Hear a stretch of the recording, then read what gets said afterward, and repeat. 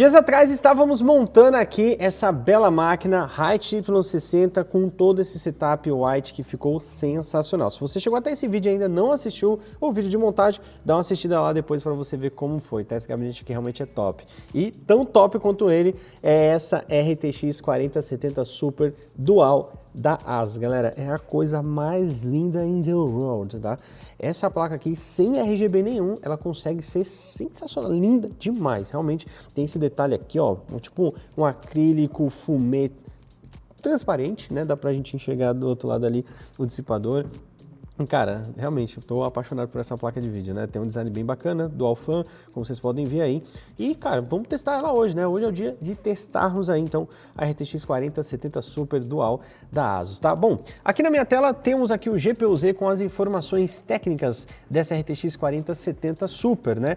Que leva o nome de Super justamente porque ela tem alguns atributos a mais do que a 4070, né? Pra gente fazer esse leve comparativo, deixo aqui aberto do lado para vocês terem aí né, a visão, né, dessa diferença, né? Então, temos aqui, né, os 5 nanômetros, que é da sua litografia Ada Lovelace, as duas utilizam, né, a mesma Ada Lovelace, o chip é o mesmo AD104, mas aqui a gente já tem as diferenças, como por exemplo, a quantidade de núcleos CUDA ou shaders, né, que na Super é 7.168, na 4070 normal, né, nós temos aí 5.888 núcleos, então já tem uma diferença bem significativa na quantidade de núcleos, tá? Ambas utilizam 12 GB de VRAM, né, e uma interface de 192 bits, né? A memória também é GDDR6, então em alguns parâmetros nós temos aqui informações bem semelhantes, né? E aqui, ó, na quantidade de ROPs e TMUs, aqui nós temos 224 na Super contra 184 da 4070 normal, né? São 80 ROPs contra 64, então ela tem mais núcleos CUDA, mais TMUs e mais ROPs, né? E tudo isso influencia, obviamente, no seu desempenho final, né? No quantidade de transistores é a mesma coisa, 35 milhões, tamanho do chip, né? É o mesmo, né? A 4070 foi lançada ali em 2023, né? Em abril, dia 2 de abril de 2023, enquanto a Super foi lançada este ano, né? No dia 8 de janeiro de 2024, tá? Clock base dessa 4070 Super, 1980 MHz. Certamente em jogo ela ficará muito maior que isso. O Clock Boost 2520 MHz. Então, calculo que ela deve se aproximar dos 3.000 MHz, geralmente o boost, né, dentro do jogo fica ainda maior do que está aqui no nosso querido GPU-Z, tá? Bom, o Respawn Bar vai estar ativado, estamos utilizando aqui o novo driver, que aí lançou no dia que eu estou gravando, um dia antes, né, no caso ontem, para mim aqui. Então estamos utilizando esse carinha aqui, ó, modelo 556.12. Essa interface aqui, se você não conhece, é o NVIDIA App. Nós fizemos um vídeo, né, mostrando um pouquinho as características dele. É bem legal, tá em beta ainda, mas é uma aplicação nova da NVIDIA para substituir ali o GeForce Experience e também algumas coisas que somente no painel de controle aquela versão antiga tinha, já está sendo implementada nesse novo visual, tá bem legal, depois confere lá, tá? Bom, vou abrir aqui o Intel Present Moon para que nós possamos visualizar as informações na tela.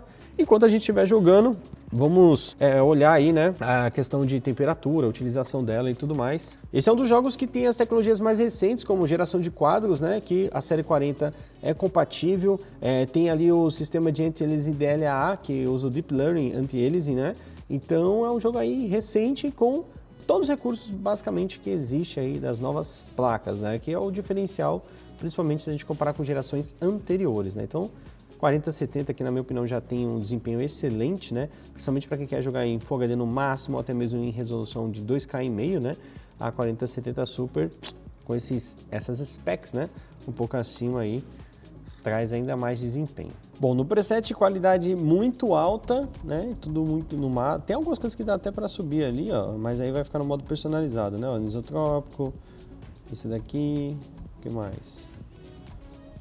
Esse aqui.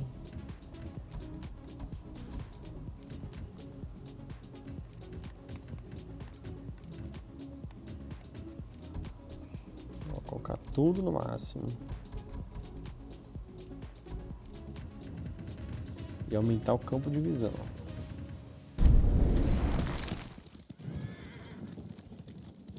Olha só, um AAA rodando a 100 FPS, mais do que precisa, né? A 60 já estaria bem de boa. E com tudo no máximo possível, show de bola, hein? 110, 112. Temperatura da placa, olha isso, 58 graus. Sensacional, muito gelada. Comparado com gerações anteriores, que a gente tinha ali as placas que atingiam facilmente os 80 graus, né? Passava até um pouquinho. O target geralmente é 83, 84. Eita, alguém tá atirando em mim. Vamos ver se consigo acertar.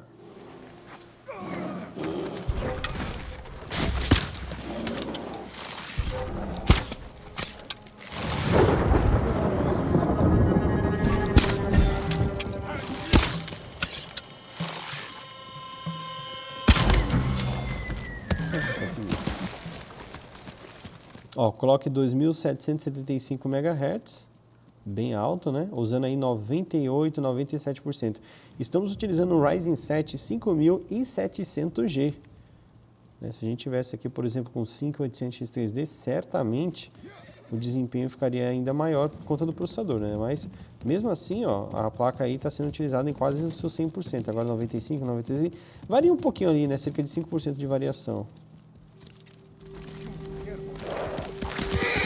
Cinta, Oi!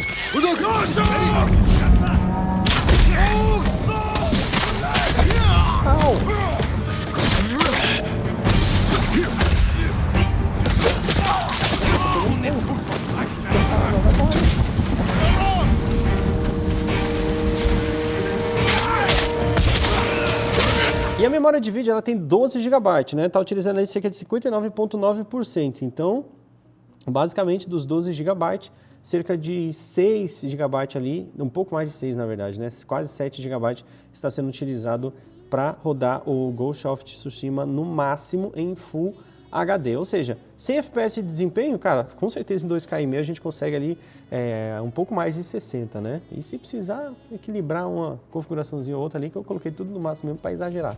Mas olha, rodando super bem. E a temperatura? 63 graus, show de bola. Bora rodar o Star Wars Jedi Survivor 1080p, gráfico no épico, tudo no máximo possível que a gente consegue colocar. Por enquanto, opa, a Ray Trace está ativado? Por enquanto eu não vou ativar o Frame Generation, tá? Quando o FPS está muito bom, sinceramente, eu acho que não faz sentido ativar o Frame Generation, né? Agora, se não tiver legal, olha isso aqui. Tendo algumas quedas abaixo de 60, aí eu já poderia considerar ativar ou reduzir alguma coisinha ou outra, né? O jogo assim, não é aquele jogo otimizado, né, e tudo mais. Tem bastante Ray Tracing, né? Em tudo que a gente está vendo aqui praticamente tem muito Ray Tracing. Então é algo que pesa bastante, né?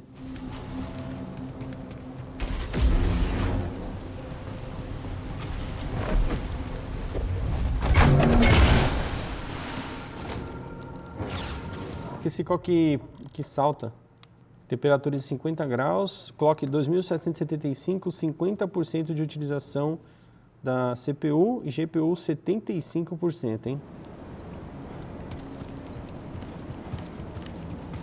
Nesse caso, o uso da GPU está bem abaixo do que os 99, 98 que a gente está acostumado a ver, né? Quando o processador consegue levar a placa de vídeo tranquilamente.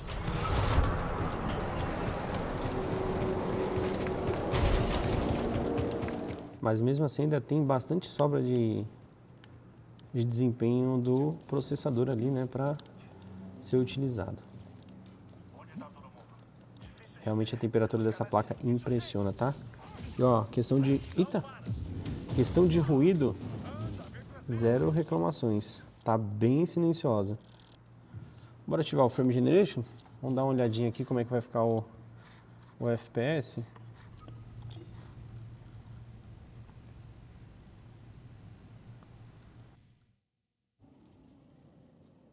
E a mágica acontece. Olha isso aí. Esse é o Plus, né, da série 40. Olha isso. FPS passando dos 90.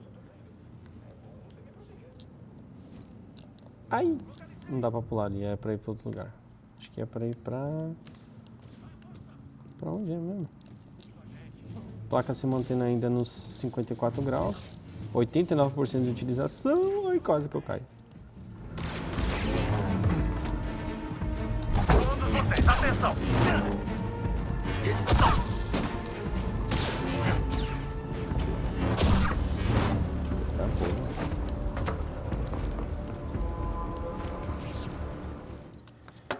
Bom, com o Frame Generation, o negócio realmente dobrou o FPS, passando dos 100. Bora pro próximo jogo. Hogwarts Legacy sem nenhum hack ativado, né? Ou seja, DLSS, essas coisas todas, tudo desativado. Olha o FPS dele, 40. Usando 66% aí da 4070 Super com 56% de utilização do processador, né?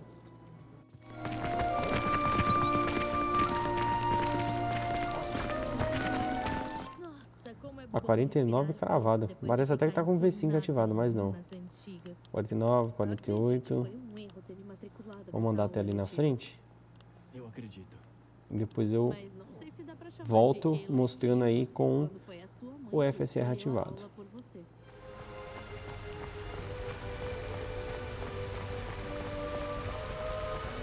Hogsmeade é linda nessa época do ano. Todo mundo diz pra visitar a aldeia no Natal. 50 FPS em média, né? Então, bora lá ativar um dos recursos aí que são indispensáveis, né, para a série 40 ou qualquer placa que tenha compatibilidade, né? Então, são tecnologias aí para a gente utilizar. Vamos ativar aqui a geração de quadros. 116, 115, 114, 117 FPS. Sensacional. Agora a GPU está em 76% de utilização, usando 9.22 GB de VRAM. Vou voltar ali para a cidade, né? Porque tem muito mais NPCs, informações e etc. Eita, não pode sair porque senão vai abandonar. Não, vamos voltar aqui, vai. Bora correr. 120 FPS. Realmente, Frame Generation é uma coisa de louco, hein? Ó, e mesmo com o Frame Generation ativado, ó, a utilização da GPU tá bate ali nos 70, cai, 60 e pouco, cai. Então, realmente está com uso abaixo, né? A princípio, como não ocorreu isso nos outros jogos, né? Acredito que a própria engine do jogo que possa estar provocando esse desempenho, né? Com utilização abaixo aí da GPU dos 99%, que geralmente é o que deveria ocorrer, né? Quando se libera o FPS, né? Quando você está com o FPS desbloqueado, por exemplo. Olha só, 57% de utilização. E o clock se mantém lá, ó, 2.790, 50 graus de temperatura. Cara, sensacional, a placa geladíssima. Isso é bom porque o clock não vai diminuir, ela vai sempre manter esse clock alto, né? Então você não perde desempenho por questão de temperatura, né? Tá ali 52 graus, então vai manter assim. Nesses 3 jogos que a gente testou, cara, ficou nessa faixa aí de temperatura, então muito bom. Bom, galera, o que eu posso dizer aqui da RTX 4070 Super Dual da Asus, modelo White, simplesmente fantástico, uma placa extremamente fria se comparado com gerações anteriores e me surpreendeu muito porque ela tem 2 fãs e consegue entregar muito desempenho com a temperatura muito baixa, né, ficando ali na casa dos 54 graus aproximadamente, né, e com isso, né, não precisando fazer as fãs ali rotacionarem muito forte para manter a temperatura. O ruído também é extremamente baixo, né? Eu escuto mais o ruído dos fãs do water cooler do que da placa de vídeo, né? Que inclusive agora está parada porque a temperatura dela está abaixo de 50 graus, né? Quando a temperatura atinge essa temperatura, as fãs começam a rotacionar para refrigerar ali o dissipador de calor e manter ela sempre nessa faixa dos 54 graus, isso de forma automática, sem a gente mexer em nada. Obviamente, colocando um fã em 100%, o ruído ele vai ser muito maior, né? Vai ter uma temperatura menor, mas sinceramente não há essa necessidade de colocar tudo no máximo ali, a rotação só para ter a temperatura mais baixa, né? Porque 50 e poucos graus tá muito, muito bom, né? Levando em consideração que o chip pode atingir ali até os seus 83, 84 graus, que é a temperatura de trabalho, e 95 iria desligar por segurança, né? Que já é uma temperatura de risco, tá? Então 54 tá bem de boa, tá? Bom, outra questão, muito compacta, né? É uma placa dual fan, então ela tem um tamanho reduzido, né? Isso é bom e positivo, principalmente para quem tem um gabinete das versões antigas que não suportam uma placa tão grande assim, né? Tem modelos, a própria ROG Strix, né? Da 4070 60 Super e de outros modelos são muito grandes, são triple fan, elas são muito grandes e altas também.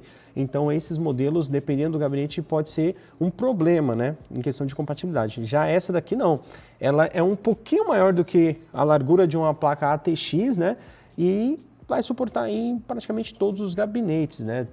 Obviamente os mais novos, tipo aquário como esse daqui, cabe tranquilamente, e os modelos ali ainda convencionais torre, né? Também deve caber tranquilamente, tá? Então é uma placa sensacional. Cara, é uma placa que não tem nenhum tipo de iluminação ARGB ou RGB e ela consegue ser extremamente linda, realmente. O design dela é muito bonito, galera, achei sensacional. Só fica um ponto, de repente, se você ainda tem uma fonte antiga, né, vai ser necessário você utilizar o adaptador. Aqui nós temos uma fonte de alimentação que já tem a conexão 12VHPWR, né, então está sendo alimentado por esse conector. Caso a sua fonte seja uma fonte antiga, você utiliza aí o adaptador que vem na placa de vídeo, né, para utilizar ali pelo menos 2 conectores de energia PCI Express 6 mais 2 pinos, fechou? Então, galera, é isso. Deixa aqui nos comentários o que você achou, se você achou bonito também, né? O setup em si tá muito bonitão e a gente começou agora essa série de vídeos testando os componentes desse PC, fechou? Eu vou ficando por aqui, um grande abraço a todos e valeu, até a próxima!